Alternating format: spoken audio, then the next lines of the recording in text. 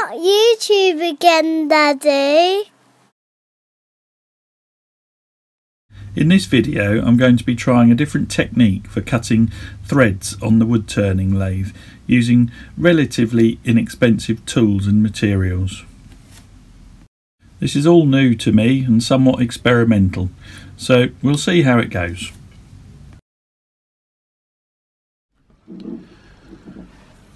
This, as you will all know, is a tap for tapping threads. It's a very big tap. It's M33 by 3.5 metric tap, and it's the same thread as my lathe spindle. There's been several videos on YouTube showing how to use these taps to cut threads in wood to make glue blocks and the like. So I thought I'd get one of these, and I shopped around, and they are incredibly variable in price. And I managed to get this one at a very good price off RDG Tools here in the UK. And bear in mind, you don't have to have an amazingly good quality tap because it's only cutting wood. So you know, there's no point in spending an absolute fortune on one, because they're really for the more expensive ones are for hard metals. Anyway, I bought one of these with the intention of making some glue blocks, but then I thought, it's a nice big tap. I wonder if I could make a nut and a bolt, or a threaded lid for a box. So I thought, I'll get a die, a matching die. So here it is, a great big die, matching one M33. Now these are incredibly expensive, but I took a chance and ordered one off eBay from China.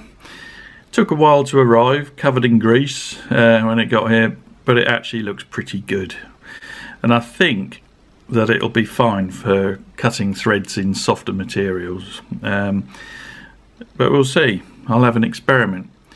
Anyway, some wood it will probably work fine on. It'll probably cut threads quite nicely in some woods, but I'm going to try hardening up the wood with super glue, because most people who use who cut threads on spindles, they're using actual proper thread cutting machinery rather than this, which is really designed for metal.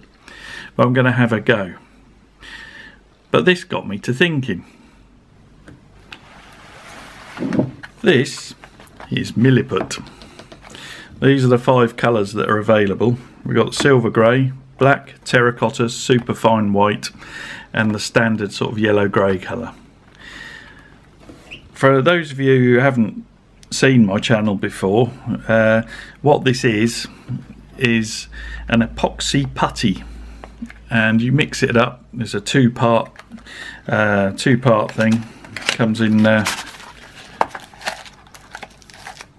2 rolls. You cut off equal lengths and mix it and mix it and mix it, and it then sets after about 4 or 5 hours. It sets, and you can use it for inlay work and the like. Well, I am wondering whether you could tap threads in it and cut threads on it, because this would open up a whole raft of possibilities with making lids for hollow forms and things like that. You could do a Milliput insert and thread it. It turns really nicely, this stuff. It's not overly brittle. It's quite tough, but it cuts like butter, really. It's lovely. So I'm thinking that it should take a thread quite nicely. So I'm going to have an experiment. Hang around to see the results. I start by taking an old beech table leg that I'm recycling and mount it between steb centres. I'm then using a spindle roughing gouge just to true it up and get it to almost the correct diameter for the dowel that I'm going to need.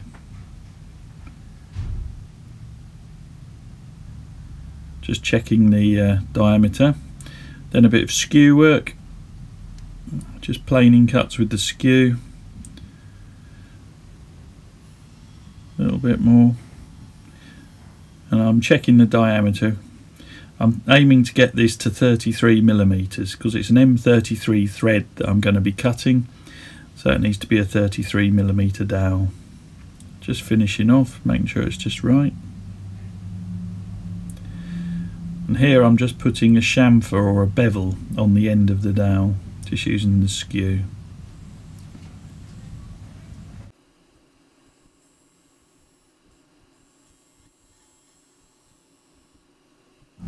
Just using the skew as a scraper just to neaten up that bevel.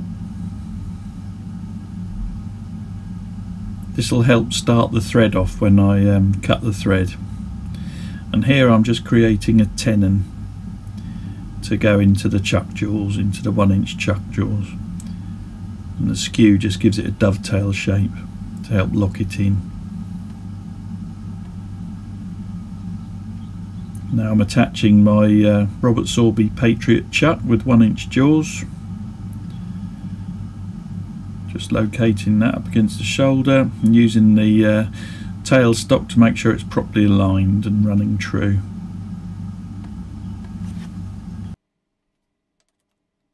Tightening everything up, make sure it's all firm. Then I'm using a parting tool to create a recess for the Milliput. And I'm cutting this deep enough so that the entire thread will be within Milliput. So I'm not cutting through to the wood when I cut the thread. I decided to cut a second recess here because I'm going to try something else as well as an experiment. I'm going to put some of the copper resin I've used in previous projects. I'm going to put some copper resin in there. Just neatening those up. And here I'm just adding a bit of CA glue to try and harden the grain of the wood up a bit, so it'll hopefully take a thread better. This is extra thin CA glue, so hopefully it soaks in, but it's more about seeing if it'll take a thread in the Milliput rather than the wood. It's just wishful thinking, this is. I've now got a block of beech and I'm just marking the centre on the end grain here. Now it's over to the drill press. I'm using a 38mm Fisch Forstner bit. I've drilled a hole, not all the way through, and I'm expanding the chuck jaws into the hole to hold it. This is in spindle orientation, so I'm using a spindle roughing gouge just to bring it to round. Then a skew just to clean up the face.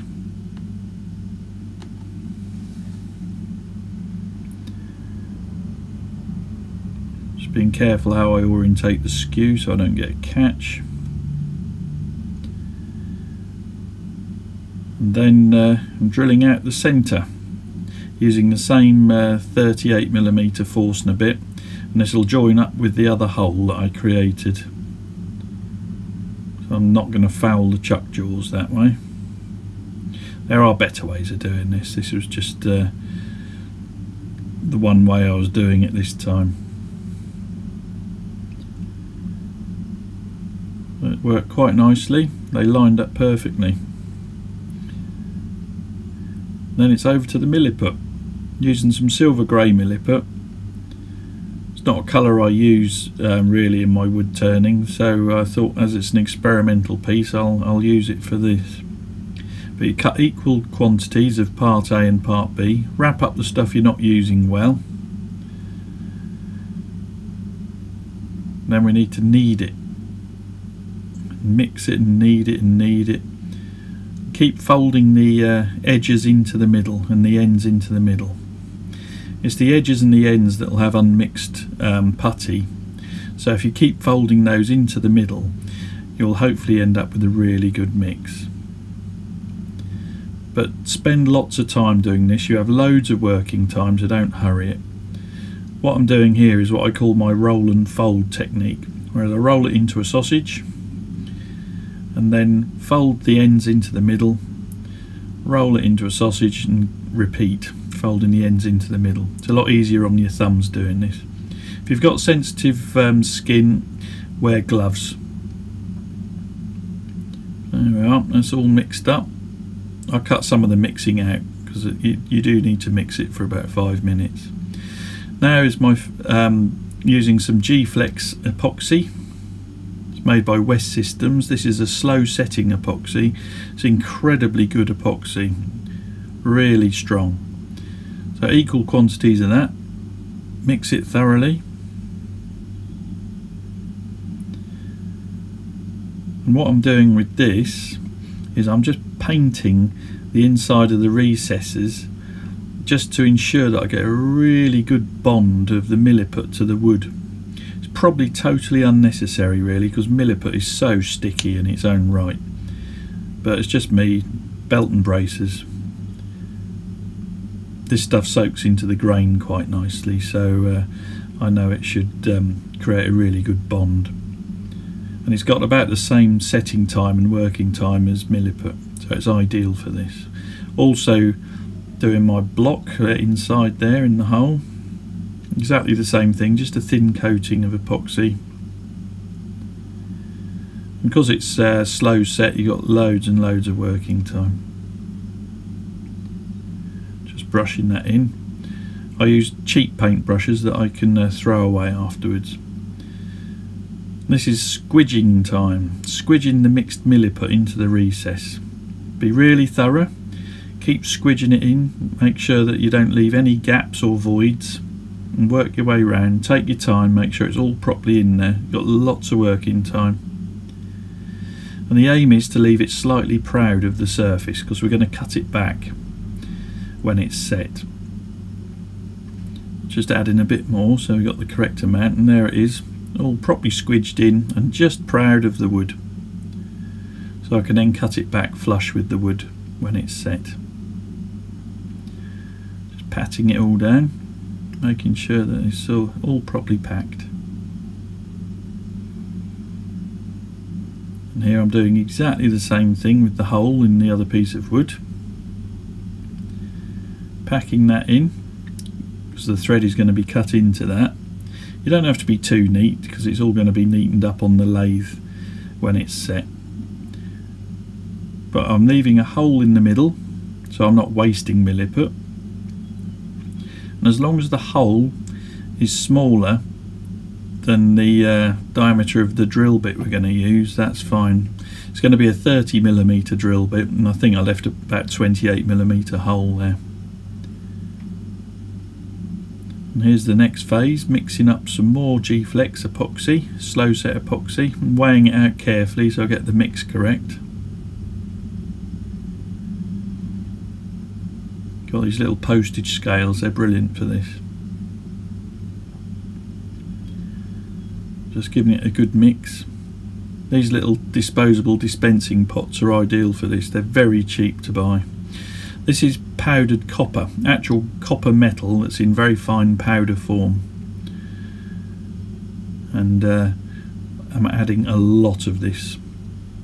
When working with copper resin, you need to add lots of copper.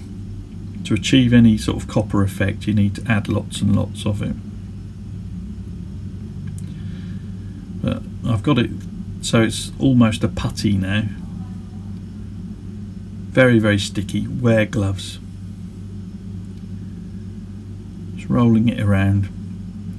And I'm then adding more powder to the outside of it. I'm kneading it and dipping it in powder as I'm kneading it, so that I'm gradually increasing how much copper's going in there and getting it to a thicker and thicker consistency. Just about done here. It's a pretty good consistency now, so that it is mouldable. Just rolling it into a ball and putting it to one side. Now I'm doing exactly the same as I did with the Milliput, and squidging that into the other recess. Exactly the same process, just a bit stickier. And just making sure it's slightly proud of the surface again. But, just about done. The next job is to wrap some masking tape around it. The problem is with this copper resin mix, it does slump slightly. Milliput doesn't. Milliput stays where you put it. It's fantastic like that. You can use it on vertical surfaces concave, convex and everything, and it stays where you put it. But the copper resin mixture will gradually slump, so I'll just wrap some masking tape around it and that will stop it moving while it sets. It does take a few hours to set, much like the Milliput. I leave it overnight to cure properly, so it's properly hard, and then it's all ready the next day to put back on the lathe. Just trimming off the excess Milliput from the end of the piece using this skew, and then we're using the Jacob's chuck with a 30mm Forstner bit. Should ideally be a 29.5mm Forstner bit, but I couldn't get one of those. I'm just carefully drilling through, keeping my hand on the chuck so it doesn't pull out of the taper. Here I'm putting the tap, and I'm lining up the tap with the tailstock. I'm locking the spindle, and then I start to tap the thread using mole grips to hold the tap. There you go, I messed up because I didn't advance the tailstock, and the tap then dropped out of alignment. Here I'm starting again, and I'm pushing the tailstock forward with my hand. I haven't locked it onto the lathe bed. I haven't done up the cam, so that my right hand is gently pushing the tailstock forward as I'm tapping the thread.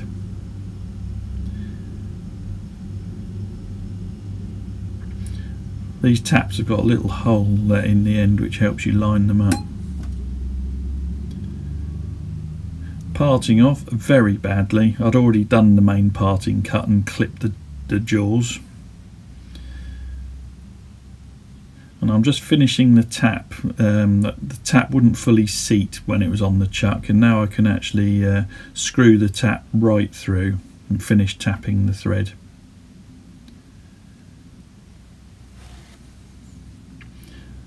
Now putting it back on the spindle, putting it directly on the spindle with it reversed round so I can just tidy up the front of it using the skew.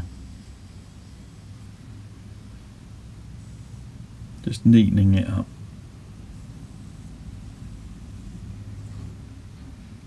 And then we're remounting the dowel, putting that back in the chuck jaws, bringing up the tailstock, making sure it's all properly aligned again.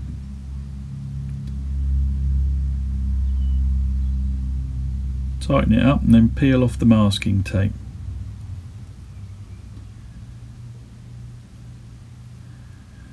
And that's all set nicely. I'm just using the skew to tidy it up, bringing it to flush. Start off by scraping, then a couple of planing cuts.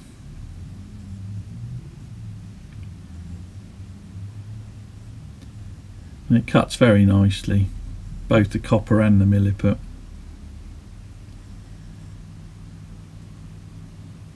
A little bit more skew work then, just as a scraper, just to finish it off, neaten it up.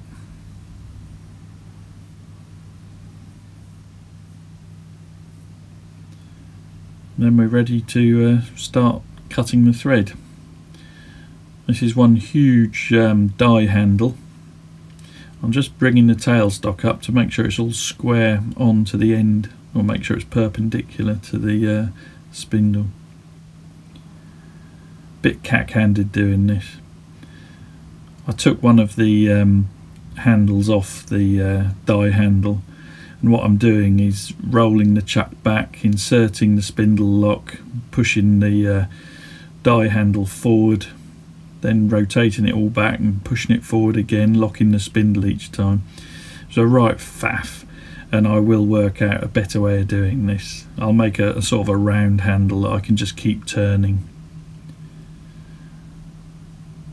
It worked, and it worked very well and gave me good leverage. But it's a bit laborious, keep locking the spindle and advancing it, but you can get the idea anyway.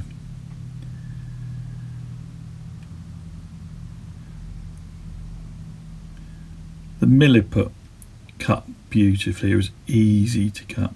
The wood, you could feel it tearing as I was cutting it. It didn't feel smooth, whereas the Milliput feels smooth while you're threading it. Just working through the middle wood section, and then we're into the copper. The copper was also very smooth to cut, slightly stiffer though, gave more resistance to cut, needed a little bit more force to do it. Here I'm unwinding the die. I've cut the thread, so I'm just unwinding it now, threading it off. And there we are, just test fitting. Perfect. They work really well. The wood's not great, but the Milliput and copper, very pleased with those. Yeah, I was very pleased with that. And I'll do some more with this technique. Well, this really has been a warts and all video, because this is me truly experimenting and trying new things, and it's how my brain works, and sometimes I just have to get out in the garage and try these ideas I've got whizzing around my head. And this one, it's worked well. It's a partial success, huge possibilities. I'm very pleased with how it's come out. But the Milliput threads beautifully well, and certainly a lot of possibilities there for making lids for pots and hollow forms and things, you know, making inserts, you know, for those thread chasers or people cutting threads. If you mess up a thread, you could cut it out and actually not lose the piece, but, you know, reline it with some Milliput and recut the thread if you wanted. It cuts really nicely in the Milliput. A couple of the threads have chipped on this, but that was where I let the tap drop when I first started doing it, and I broke a couple. But it's one of those things that you live and learn and you perfect the technique. But that's really come out very nicely, that. And it's very strong. I threaded it onto the spindle of the lathe to reverse it round, just to clean the back up, because I messed up the parting. Managed to clip my jaws, chuck jaws, with the parting tool, which is something I never do, and I messed up being in a hurry trying to get the video done. But that's the tapped thread, and here's the thread I cut with the die. Now I say it's a partial success. See if we can get it to focus. So I don't know if you can see that the wood is quite tatty, but the threads cut in the Milliput and in the copper are near perfect. The copper especially is absolutely immaculate, that, and the Milliput's very good as well, really good. Very pleased with how that worked. So there's loads of possibilities there, and that's certainly something I will explore further. And as you can see, the two should marry up if I line this up properly instead of trying to look at the camera. That's it.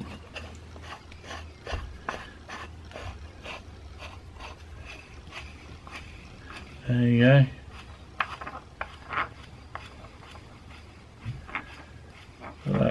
Just lovely. Threads on there perfectly.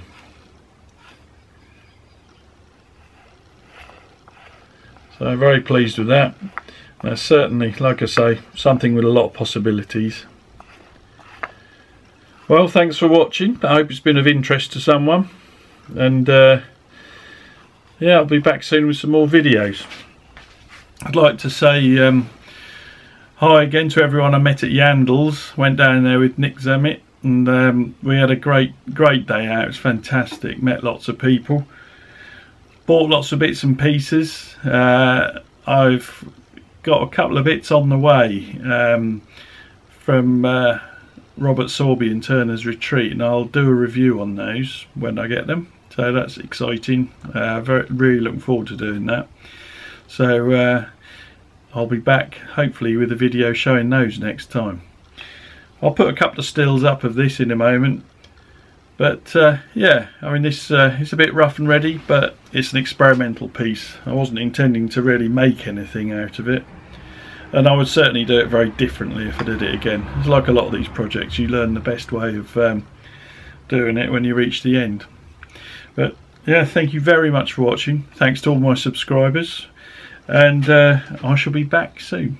Bye bye. Thank you very much for watching, and thank you very much to all my subscribers. If you haven't already subscribed, please do. It costs nothing to subscribe, and you'll be notified of when I put up another video. And if you could give me a thumbs up, that's a great help as well. Thank you very much, and I'll be back again soon with some more videos. Please feel free to comment on my videos. I do try and reply to everyone who comments, and I do appreciate all the kind words I've received from all over the world. Thank you very much.